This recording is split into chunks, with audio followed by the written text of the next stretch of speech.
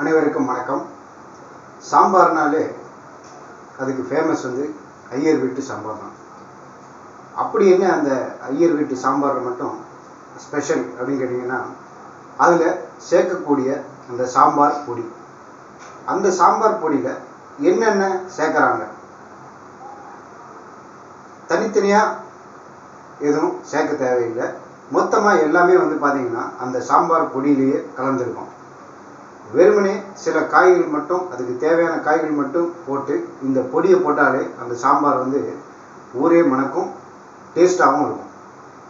அப்படி என்ன அந்த சாம்பாரில் பொருட்கள் என்னென்ன சேர்க்குறாங்க, எப்படி அந்த சாம்பார் பொடியை பண்ணுறாங்க அப்படிங்கிறத இன்றைக்கி இந்த வீடியோவில் நம்ம பார்ப்போம். இப்போ நாம் இந்த சாம்பார் பொடி தயார் பண்ண போகிறோம்.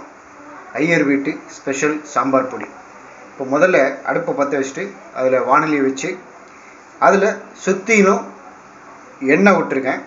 ஒரு 2லேருந்து 3 ஸ்பூன் வரைக்கும் நம்ம எண்ணெய் ஊற்றி வச்சுருக்கேன். அதில் பாத்திரத்தை சுற்றி எண்ணெய் ஊற்றினோம் அப்படின்னா அந்த பொருட்களை, அதுக்கு தேவையான பொருட்களை வறுக்கிறதுக்கு கொஞ்சம் ஈஸியாக இருக்கும். எதுக்காக நம்ம எண்ணெய் ஊற்றி வறுக்கிறோம் அப்படின்னா, மிக்சியில் ஜாரில் போட்டு நம்ம திரிக்கிறதுக்கு அந்த பொருட்கள்லாம் நல்ல முறுமுறுப்பாக இருந்ததுனா தான் ஈஸியாக தெரியும்.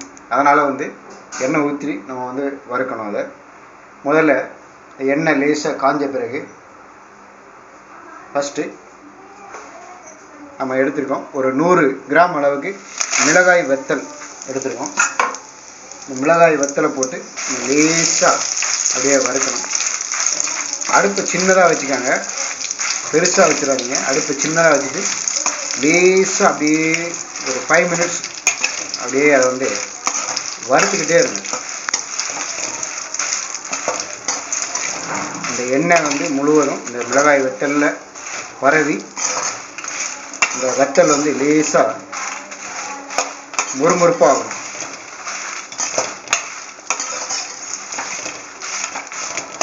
லேசாக அப்படியே வறுத்துக்கிட்டே இருங்க. ஒரு 5 மினிட்ஸ் வறுக்கணுங்க.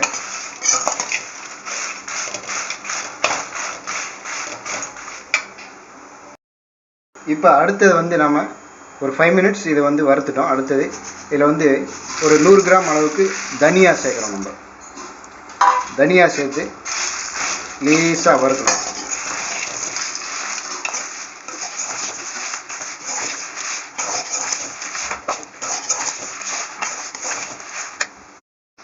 அடுத்ததாக நம்ம இதில் சேர்க்கக்கூடிய பொருட்கள் பார்த்திங்கன்னா, ஒரு 2 ஸ்பூன் அளவுக்கு பாசிப்பருப்பு எடுத்துக்கோங்க. அதே அளவு ஒரு 2 ஸ்பூன் துவரம்பருப்பு லேசாக வறுத்துக்கோங்க. இதை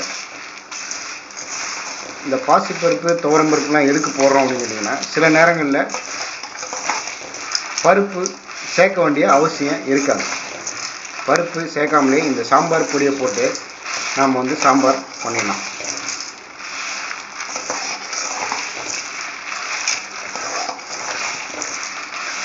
லேசாக வறுத்துக்காங்க. அடுத்ததாக இதில் நம்ம வெந்தயம், 1 ஸ்பூன் சீரகம், 1 ஸ்பூன் அளவுக்கு மிளகு எடுத்துருக்கோம். இதையும் போட்டு நம்ம வறுக்கணும்.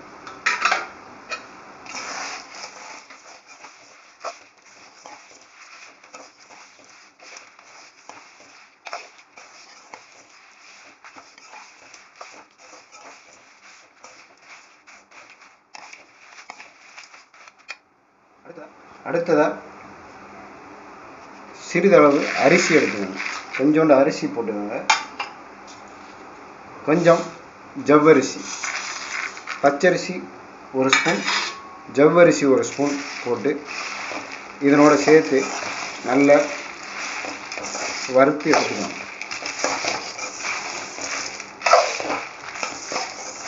ஒரு 5 நிமிஷம் அளவுக்கு இதை நல்லா நம்ம வறுத்து முறுமுறுப்பாக திரிக்கிற பக்குவத்துக்கு இதை நம்ம வறுத்து எடுத்துக்கணும்.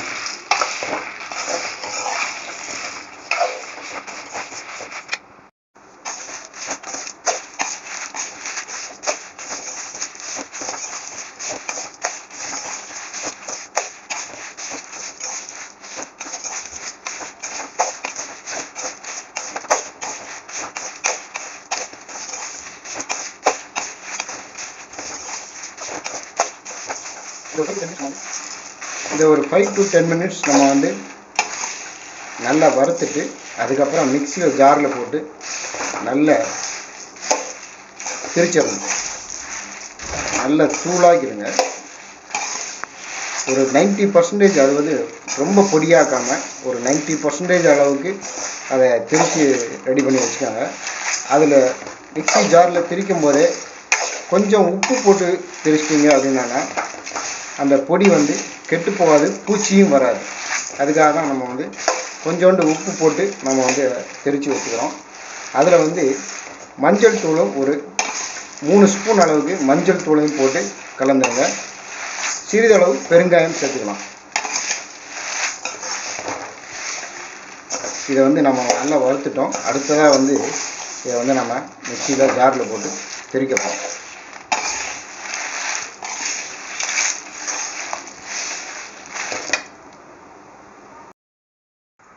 இப்போ நம்ம இந்த வறுத்த மிளகாய் வத்தல் அது எல்லாத்தையும் மிக்சியில் போட்டு வச்சுருக்கோம். இதனோட வந்து நம்ம இன்னும் சில பொருட்களை சேர்க்க போகிறோம். அது வந்து மஞ்சள் தூள், ஒரு 2 ஸ்பூன் அளவுக்கு மஞ்சள் தூள் சேர்த்துக்கோங்க. கொஞ்சம் வந்து உப்பு சேர்த்துக்கோங்க. உப்பு எதுக்கு போடுறோம் அப்படின்னா பூச்சி எதுவும் வராமல் இருக்கிறதுக்காக உப்பு சேர்க்கணும். நம்ம சாம்பார்னு பண்ணும்போது அதுக்கு தனியாக வந்து உப்பு சேர்க்கணும். இந்த பவுடருக்காக இந்த பொடிக்காக நம்ம வந்து கொஞ்சம் உப்பு சேர்த்துக்கிறோம். அப்புறம் வந்து கொஞ்சம் பெருங்காயத்தூள் ஆட் பண்ணிக்கோங்க.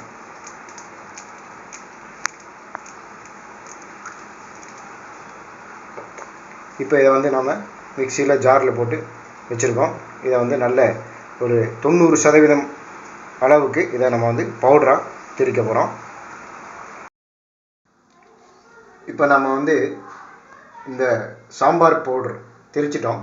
சாம்பார் பொடி பாருங்கள் இது எப்படி இருக்குன்னு. கிட்டத்தட்ட இதே மாதிரி பார்த்தீங்கன்னா ரொம்ப மைதா மாவு மாதிரி அரைக்காமல் ஒரு 80லேருந்து 90% அளவுக்கு அது வந்து அரைகிற மாதிரி திரிச்சிக்கோங்க. அப்போ தான் வந்து சாம்பார் பொடியில் சாம்பாரில் போட்டு செய்கிறதுக்கு நல்லாயிருக்கும். இல்லைன்னா ரொம்ப மாவாக இருந்தது அப்படின்னா சாம்பாரில் போடும்போது கட்டி தட்டி போயிடும். அதனால் இந்த மாதிரி திரிச்சிக்கோங்க. இது மாதிரி திரிச்சிங்கன்னா இதுலேயே நம்ம வந்து எல்லாமே சேர்த்துருக்கோம். பாசிப்பருப்பு, துவரம்பருப்பு, அப்புறம் வந்து ஜவ்வரிசி, பச்சரிசி எல்லாமே போட்டு திரிச்சிருக்கிறதுனால இந்த சாம்பார் பொடி வந்து பார்த்திங்கன்னா சாம்பாருக்கு ரொம்ப மணத்தை கொடுக்கறது மட்டும் இல்லாமல் ரொம்ப டேஸ்ட்டாகவும் இருக்கும். காய்கறிகளை மட்டும் இந்த சாம்பாருக்கு போட வேண்டிய காய்கறிகளை மட்டும் நம்ம சேர்த்து இந்த சாம்பார் பொடியை மட்டும் போட்டாலே போதும். இதில் நம்ம வெந்தயமோ இல்லைன்னா பெருங்காயமோ கூட எதுவுமே சேர்க்க வேண்டிய அவசியம் இல்லை. இதே போல் நீங்களும் சாம்பார் பொடி திரித்து அந்த சாம்பாரை செய்து பார்த்துட்டு நம்முடைய வீடியோக்கு கீழே உங்களுடைய கருத்துக்களை ஷேர் பண்ணுங்கள்.